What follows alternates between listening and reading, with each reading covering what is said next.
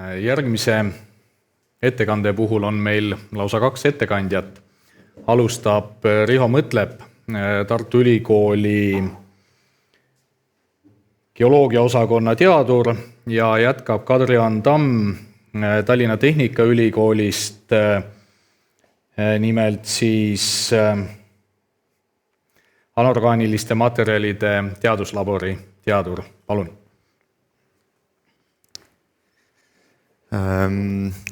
Tere minu poolt austatud saalis viibijatele ja tõesti kõikidele nendele paljudele inimestele, kes on ennast arvuti taha sisse seadnud.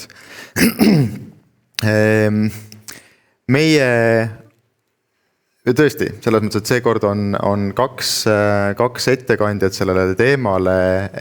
Juba oleme nüüd ära tutvustatud, et ma siis sellest kohast hüppan üle, sest ma vaatan seda kella, mis on meile aeg antud ettekannet tegemiseks ja nüüd võetud jälle lühemaks, mis oli alguses, et me peame päris kiiresti siit üle minema ja proovime siis selle oma ettekandega anda teile natuke väikese sellise siis pildi natuke sellest, et mida me siis põlevkivi ühe selle siis probleemse koha ehk siis nende jäätmetega kas siis plaanime või vähemalt on eesmärk ette võtta.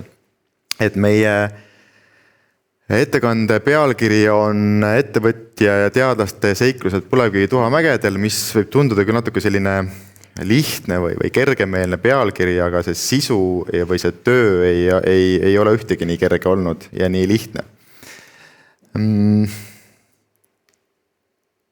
Nii, alustuseks see, et kuidas me oleme sinna jõudnud, miks me tegeleme sellise teemaga, et see ei ole päris tühja koha pealt tulnud, et põlevkivi tuha ja põlevkivi jäätmetega ja väga erinevas aspektides on uuritud tegelikult nii Tallinna Tehnikaülikooli poolt kui Tartu Ülikooli poolt päris pikka aega.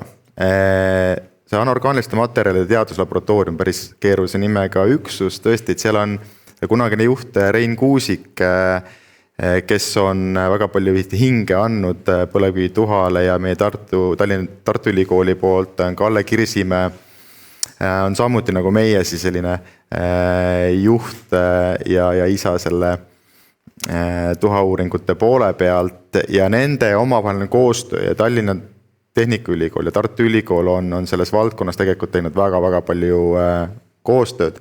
Et siin on väikeses kirjas, ei ole vaja teil hakata seda lugema, on üks valik projekte läbi aastate, mis on siis põlevkivi tuha kui ka õlitööstuse tuhkadega tegelemine ja need on siis andnud selle baasi siis nii-öelda kasvatanud ja rajanud selleks, et meil on meil on pädevus ja teadmised siis põlevkivi tuhast ja me saame need siis rakendada siis selles eesmärgil, et leida siis lahendusi tuha olemusele ja mis selle kasutamisele. Ja nii kaua, kui siis ülikoolid oma keskis oleme toimetanud erinevate projektidega, siis Ragn Sells 6 aastat tagasi asutasid siis sellise põlevkivi tuha väärindamise programmi enda ettevõttes. Ja selle käigus loodi siis eraldi selline tütarettevõte RS Osa Service OÜ, kes siis nüüd 2019 alustasid, panid kokku selle teadusliku konsortsiumi, siis see ettevõte, Tartu Ülikool, Tallinna Tehnikaülikool, siis uurimaks siis seda võimalusi põlevkivi tuha väärindab siis nende vajaduste seisukohalt ja selle siis uuringu ja projekti nimi on siis põlevkivi tuha väärindamise ja ringluse suunamise võimaluste rakendusuuring.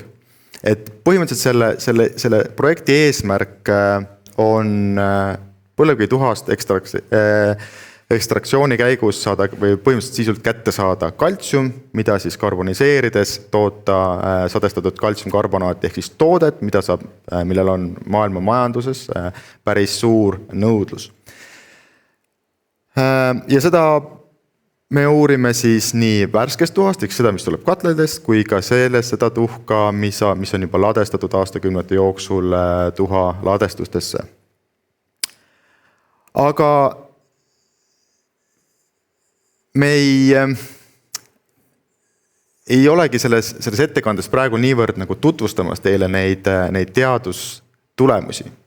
sellise nagu klassikalise projekti ettekande raames ja sellel on tegelikult oma väga selge põhjus, mis toob meid tegelikult selle ettekande algse sisu juurde ja põhimõtteliselt meil paluti rääkida või mõte oli see, et rääkida siis nagu teadlaste ja ettevõtte koostöö siis väljakutsetest, võimalustest ja miks me siis neid teadustulemusi niivõrd või siin kuidagi jätame üsna nagu tagasihoidlikuks, ongi see sama asi, et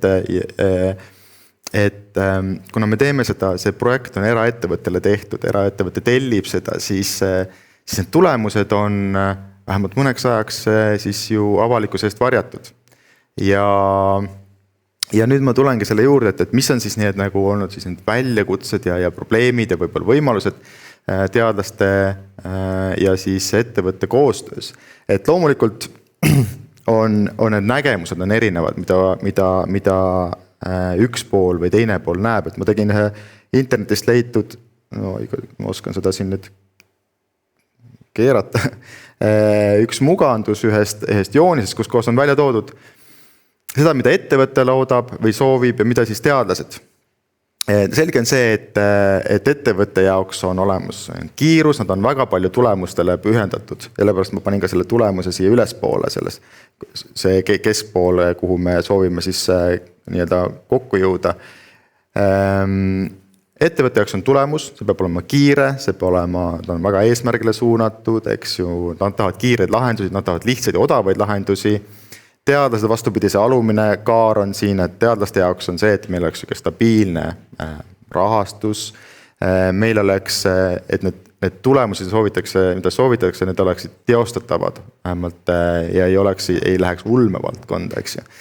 Et see on selline üldine arusaam või selline erisus siis teadusmaailma ja akadeemia ja siis ettevõtete nägemusest. Aga no see teema on nii pikk, mis võiks siin mitu ettekannet kulutada selle peale, et siis lähen edasi.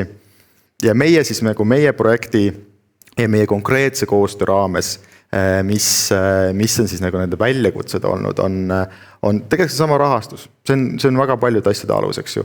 Ja rahastus on selles mõttes, et meil on siin nagu üks projekt on alanud, siis see on lõppenud, siis tuleb natuke aja pärast järgmine projekt, eks ju, see on rahastuse ebastabiilsus. Mida ma ei taha öelda muidugi, mis ei ole selle konkreetse koostöö probleem olnud, sellepärast, et me teame kogu, et see niimoodi on ja tegelikult on ka nagu see positiivne meile, et meil üldse sellised projektid on. Lepingud, muidugi need lepingute paljusus ja nende allkirjade tagaajamine, see on teadlasena, me ei taha tegeleda bürokraatiaga, aga me oleme sunnitud seda tegema.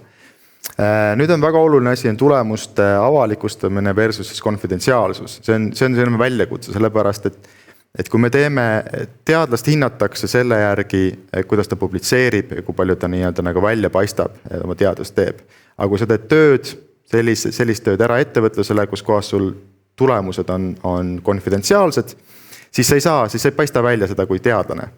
Ja see on kindlasti üks probleem, et eraettevõtluse tööd tehes sa ei tõsta nii-öelda oma teadus nii-öelda märki teadusmaailmas. Ettevõtlus versus teadustöö. Ettevõtlus on muidugi täpselt, et nad tahavad kiiresti, teadlane tahab aeglaselt uurida, ettevõtja tahab üldpilti, teadlane tahab rohkem detaile näha ja sellised väljakutsed siis. Ja teadlase jaoks on see mitte huviteadusega tegelemine. See huviteadus on selline põhimõtteliselt siis nagu termin antud näites, kus kohas teadlane tegeleb sellega, mis talle huvi pakub, eks ju.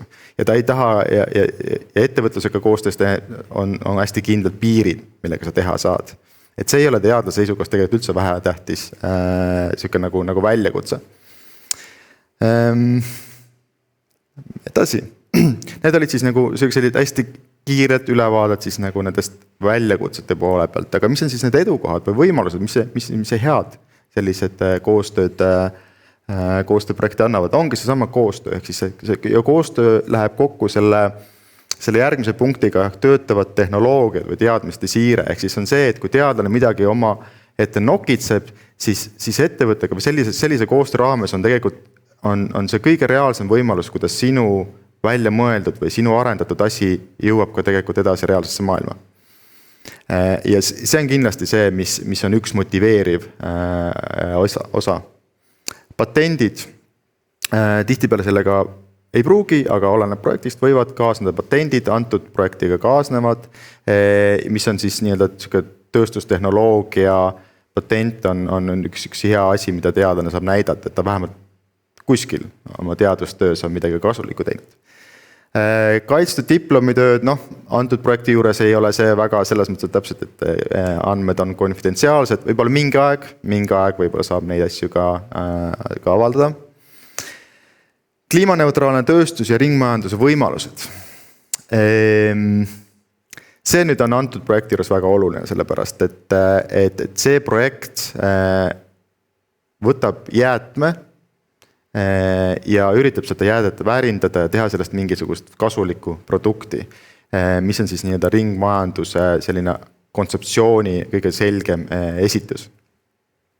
Ja edukohad on kasu ühiskonnale, täpselt see läheb ka selle esimese poolega, nende esimeste punktidega kokku, ehk siis, et ülikoolid teadlastelt, ülikoolid loodetakse, et me kuidagi annaksime nagu rahvamajanduse tagasi, et me kuidagi oleksime ühiskonnale kasulikud.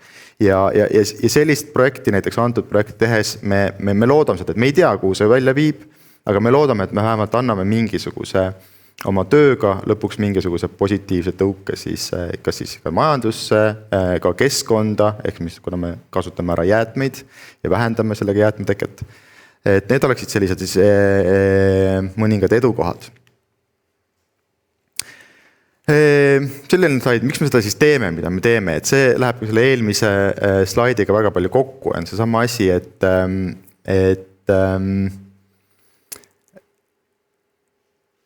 me võtame jäätmed kasutusse. Jäätmed on halvad, kui me kujutame need jäätmed, kasutame või kujutame ette kui ressurss, siis see on kasulik, see on hea asi. Ja see on siis ringmajanduse, eks ju, põhimõtete kaasamine. Äri ma panin selle siia sellepärast, et selle uuringu üks osapool on ju üks äriettevõte ja nende jaoks selle on selge, et kui sellel ei ole majanduslikku kasu, tulemit, siis sellega ei tegeleta. Et selge on see ja põhimõtteliselt, kui selle projekti tegevused ja tulemused on piisavalt kasumlikud, siis see asi läheb edasi ja me tõesti saame midagi ka olulist ära teha. Ja teadus on see, et see ikkagi võimaldab meil uusi asju teada saada, mida me muidu, kui me sellist projekti tee, me sellist tegevusega ei tegele, siis need ka teadmised meile ei kogune ja me oma oskusi ei arenda. Siin on üks pilt. See pilt on tehtud Eesti Elektrijaama Tuha mäe pealt, vaadates ühele sellisele leoveetiigile. Ja tegelikult see pilt sobib väga hästi siia just sellepärast, et vaadates seda, mis see on looduses toimuv asi, ehk siis protsess on see, mida me praegu laborites siis katseklaasis teeme. Ehk siis tuhast leostub välja kaltsium, see õhu atmosfääri CO2 juuresolekul karboniseerub ja tekibki selline, siin on nüüd, kui lähemale minna ja saaks minna, siis vaadata, kuidas siin selle laguuni põhine ilus valge, kõik seda valget kaltsiumkarbonaati täis. Et vaadates seda looduses toimuvale ongi andnud meile sellised alused, miks selle projektiga algselt selle teemaga üldse on olnud mõistlik edasi minna. Ja nüüd siis ikkagi natukene ka tulemusi või sellest projekti sisude kohta. Ja nagu mõtlesime, et me oleme uurinud nii värske tuha kasutamise potentsiaali võimalusi kui ka siis tuhasette puhul. Ja selle tuhasetet selleks, et tuhasetet mägedes kätte saada, oleme pidanud minema sinna ja puurima. Ja me oleme 2 aastal, 2 suvel puurinud, eelmine aasta Eesti Elektrijaama tuha hoidlat ja sellel aastal siis Balti Elektrijaama tuha, mõlemad 2 tuha hoidlat. Ja põhimõtteliselt on tegemist esmakordse sellise uuringuga, et kunagi varem ei ole tuhamägesid niimoodi puuritud ja analüüsitud seda materjali, mida siis aastakümnetega on sinna ladestatud. Paar pilti nendest inimesed, kes ei ole võib-olla kunagi ise näinud või ei ole kursis, et missugused need on, et siin nüüd vasakul pool on siis Eesti elektrijaama ja nüüd see on siis uue Auvere elektrijaama tuhaladestu. Ja siis need punane pisikene täpikene näitab siis seda kohta, kuhu me siis puurisime. Ja paremal pool on siis vastavalt Balti elektrijaama tuhaladest, need on 2 tükki. Mõningaid fakte tuhamägedest on see, et need on väga-väga suured ja need kogused tuhka, mis sinna on aastatega ladestatud, on siin, lisaks on veel ka mõned väiksemad, aga suurusjärk meil on tuhka kuskil 450 miljonit tonni aastakümnetel ladestatud. Nii et tegelikult see ressursi kogus on märkimisväärne, mida on võimalik ja millega peab midagi ette võtma. Siin pildi peal on Eesti elektrijaama üks põhja poolt, siin on umbes 33 meetri sügavus, on kuskil, see on tegelikult selline nüüd vaade ajalukku üleminek, kus see varem tolmpõletus elektrijaama tuhk hakkas lisanduma õlitööstusest tulenevat tumedat musta tuhka ja sellest see värv on ka muutunud. Ja mis siin on, need, me hakkagi ette lugema, aga need jutud siin või kirjad kõrval on see, et nendest tuhamägedest on ladestatud erinevat tüüpi tuhka ja see on üks olnud see algne väljakutse, et kas see on kuidagi mõjutanud seda, kuidas me siis saame oma seda tehnoloogiat arendada, et kas need eri tüüpi tuhad käituvad kuidagi negatiivselt või neil ei oma mõjusid selle tuha kasutamisele. Ja siis selle mägede puurimise eesmärk oligi siis hinnata nende siis ladestatud, juba kivistunud, juba reaktsioone läbi teinud tuha sobivust siis kaltsiumi kättesaamiseks ja siis need väljakutsed ongi see, et seal on erinevat tüüpi tuhad, kuidas see mõjutab. Ja me oleme hinnanud siis seda mineraloogilist ja keemilist siis koostis nende tuhkadel, mis on siis seal ladestatud. Ja oleme hinnanud siis kaltsiumi kogust, mis oli siis selleks protsessis võimalik kasutada.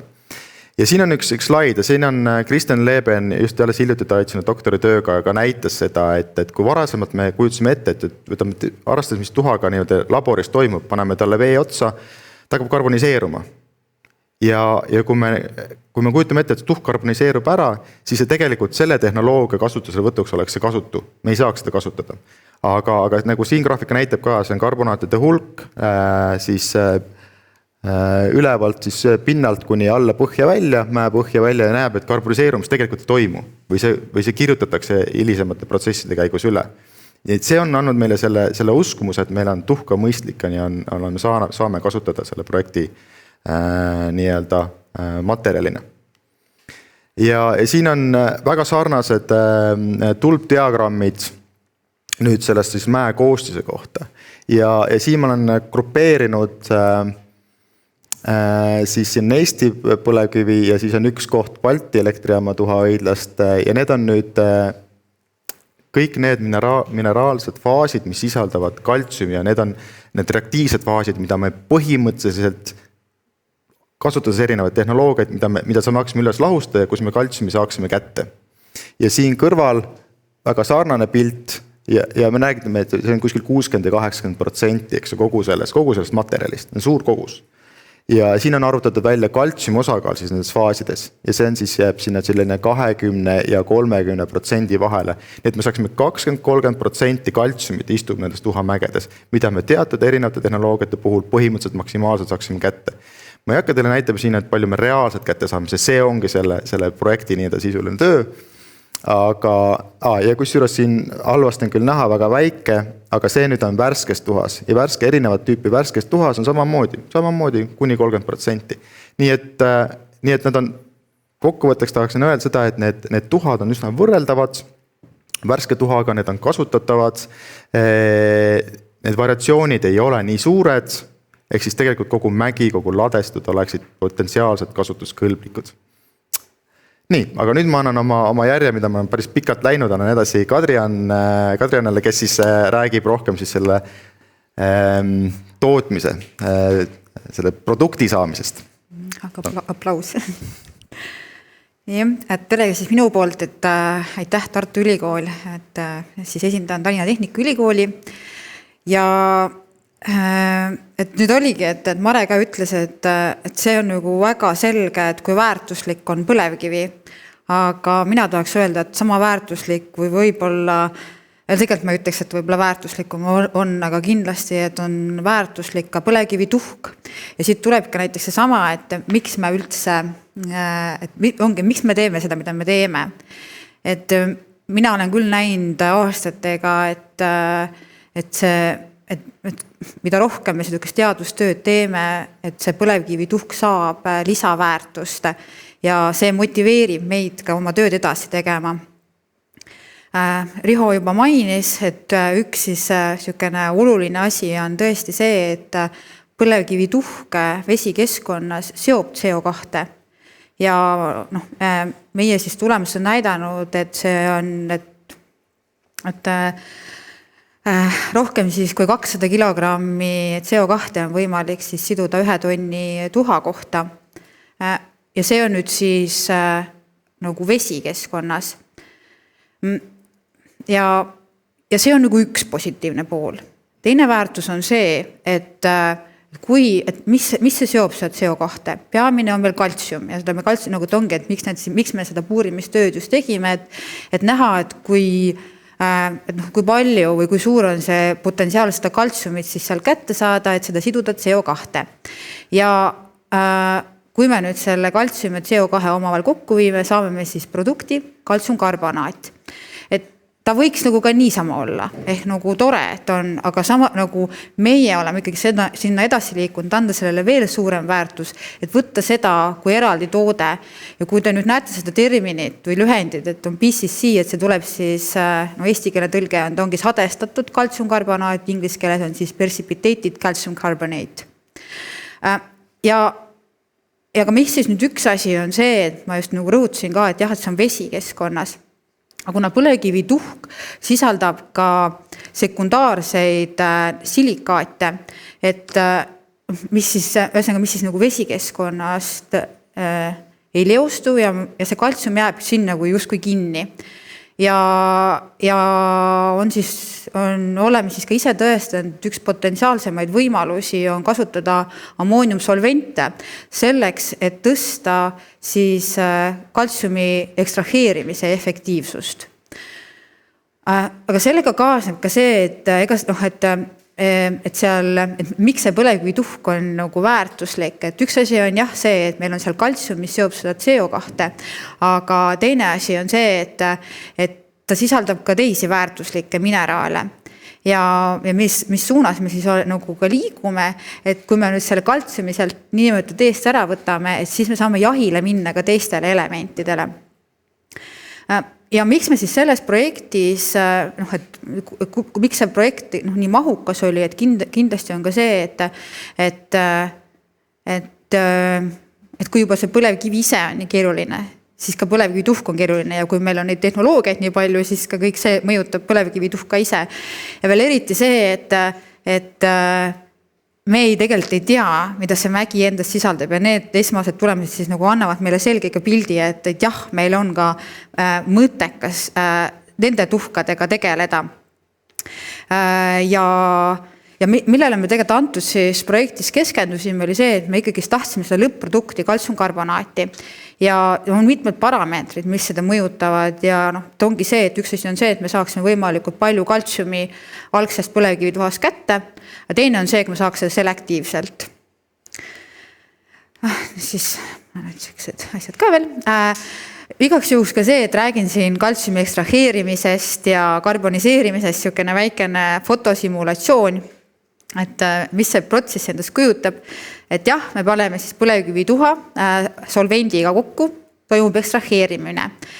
Me saame kätte kaltsiumirikka lahuse, mida me siis karboniseerime. Karboniseerimine on see, et me juhime sinna süsteemis CO2. Me saame oma produkti, ehk siis kaltsiumkarbonaadi.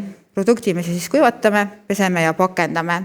Üks asi, mis on siin veel oluline, on see, et kõik see järele jäänud, ütleme üle nagu lahus, et me suuname ka selle ringlusesse.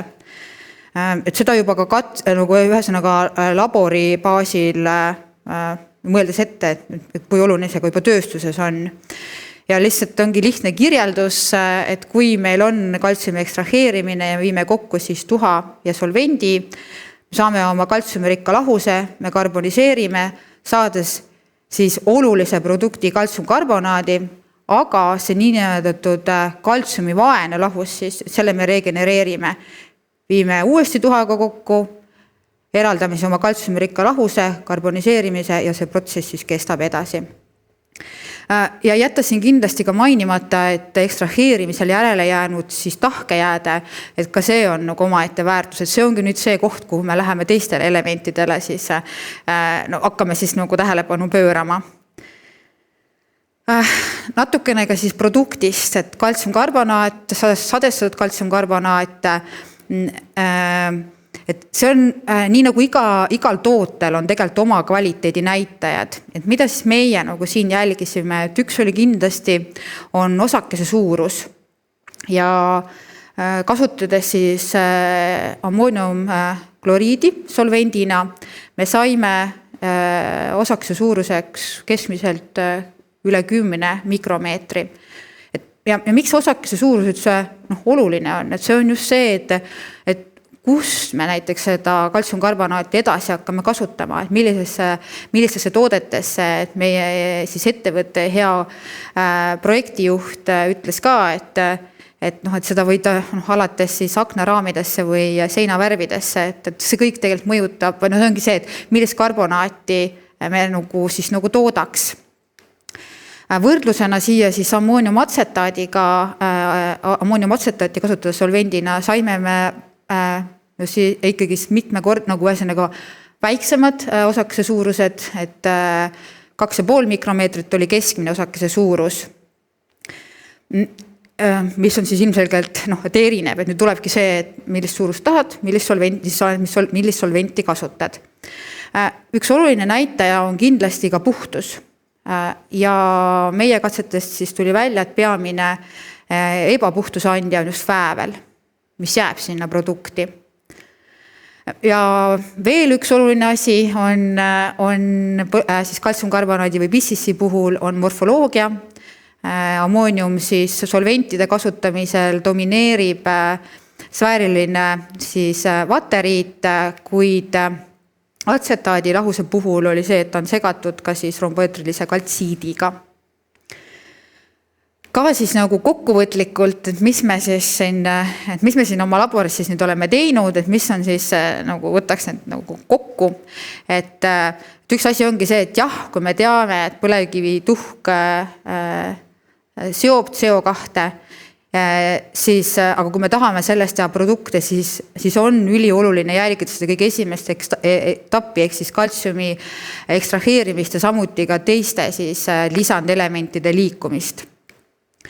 Kindlasti siis on üks asi see, et me tõestasime seda, et ammooniumsolventidega on võimalik tõsta kaltsiumi siis ekstraheerimise efektiivsust, seda teha ka selektiivsemalt.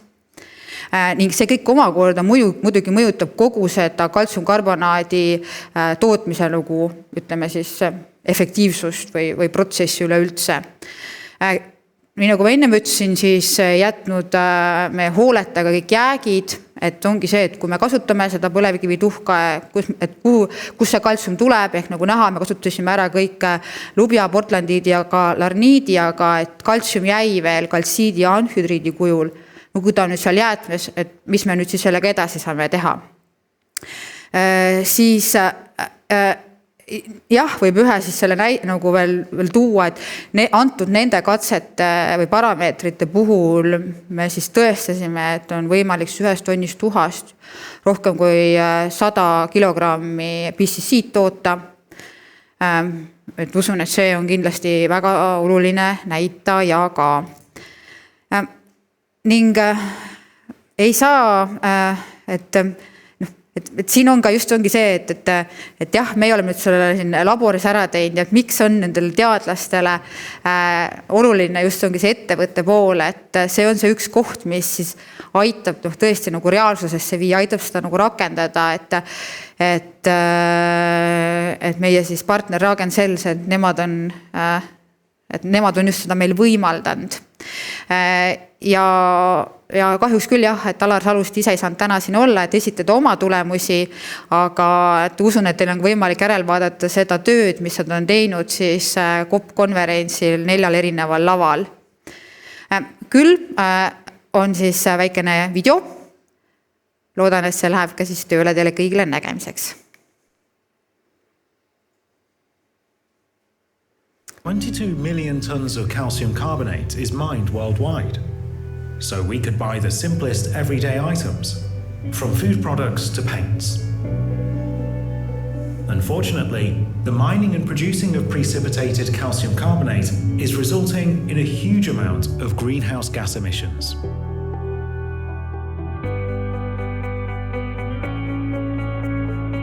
Did you know that there are ash deposits holding about 600 million tons of ash from electric power production in Estonia? Out of all of that, only 1% has been reused over time. Laboratory and industrial scale experiments show that we can produce tailor-made, high-quality precipitated calcium carbonate according to the client's need. First time ever, we have an opportunity to produce climate-neutral precipitated calcium carbonate. We do not need to open new mines or burn anything. We are extracting calcium using water-based leaching. What is very important, our technology is based on zero liquid discharge. All the water is in constant circulation. What is even more important, the extracted calcium is bonded with the external CO2. This means that our production is capturing more carbon than emitting. This makes our product very unique. Dragoncell's OSA project is a unique example on how to capture CO2 into products with a long life cycle and use them as a material instead of treating them as waste. Several European companies that are using precipitated calcium carbonate have shown great interest in our product and want to use it in their production. One good example is Kealan, window profile manufacturer from Germany. In cooperation with them, we could capture and utilize CO2 in their products. We believe that our project has a potential of becoming the biggest European-based circular economy solution. Our project will help us to achieve the goals set in the Paris Agreement and lead the way into circular-based economy.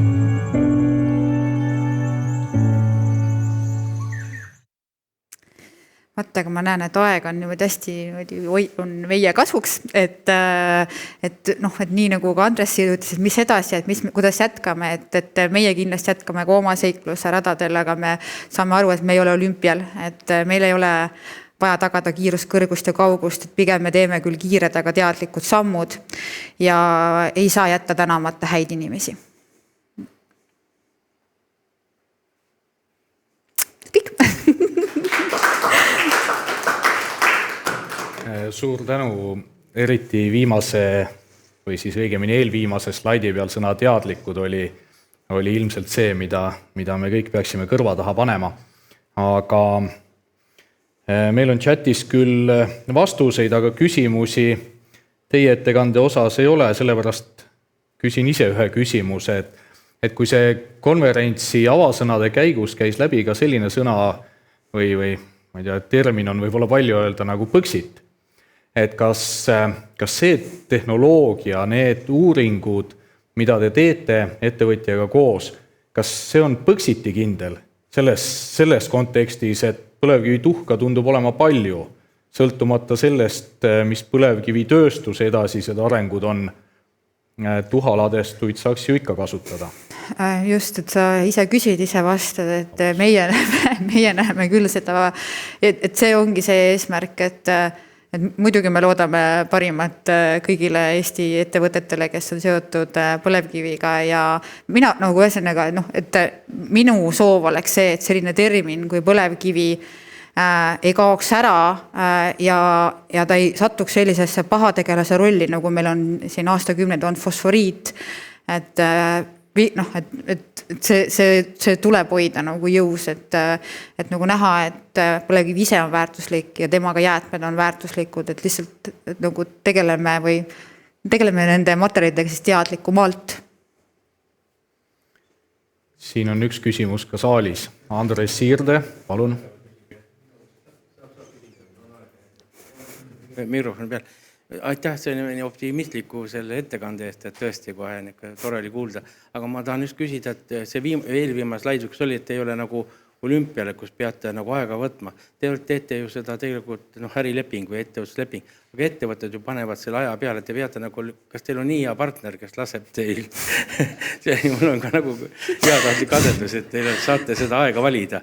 Ma just mõtlesin seda, et kui te võtate doktorandi peale, et see aeg, mis see projekti jaoks on, et doktorand on 4 aastat ja kinnised tööd ja et see on nagu raske just see ettevõtlusega töötamine, et Elvist jookseb see ettevõtluspartner on väga hea, on see vastab tõele? Ettevõtluspartner on väga hea. Vastutus, nagu vastutulelik. Renno Veintel, minu küsimus on selle lõpptoote kohta ja võib-olla sul veel ei ole vastust, aga ja natuke oli selles videoklipis libiseti sellest üle, et ilmselt erinevad kaltsiumkarbonaadi kasutajad vajavad ka erinevat kaltsiumkarbonaati. Paberitööstused, plastitööstused, värvitööstus, neil on kõigil omad spetsiifilised nõuded. Et kuivõrd on senine töö jõudnud neid spetsiifilisi ootusi arvestada?